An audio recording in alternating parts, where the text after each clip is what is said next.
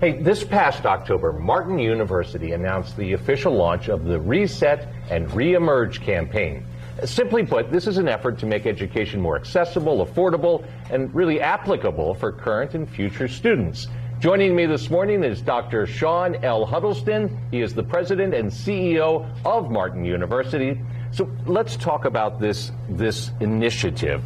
Can we define it? Can we put it in a nutshell? Absolutely, and thanks for having me on, George. So Reset and Reemerge simply means that we as an institution found a need to become an innovator in higher education to truly respond to the needs of folks who are looking for college degrees, either people who started but didn't complete, or those who are starting for the first time.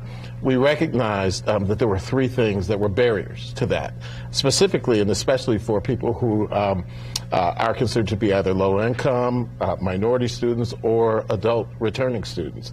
So those three things were cost, time, and relevance. People wondered if they could afford it. People wondered if they had the time to do it and if they even really needed it. And so we knew that we needed to respond in some way to that. And so one of the first things we did is we reduced our tuition by 45%.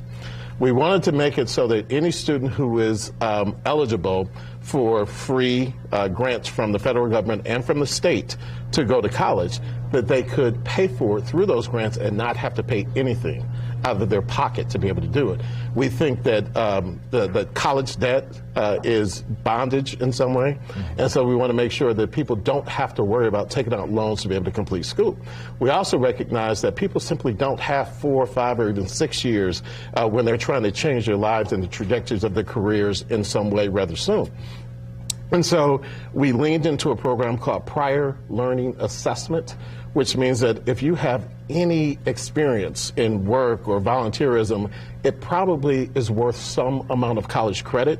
And we have a way to be able to apply that reduces a person's time to school. We also recognize that people also always can't come on campus, and so we have online opportunities. And I'm glad you mentioned the burden of the loans that so many college students are facing, because this comes at a time when the Biden administration was making a real effort to reduce that debt. How do these two things roll in together?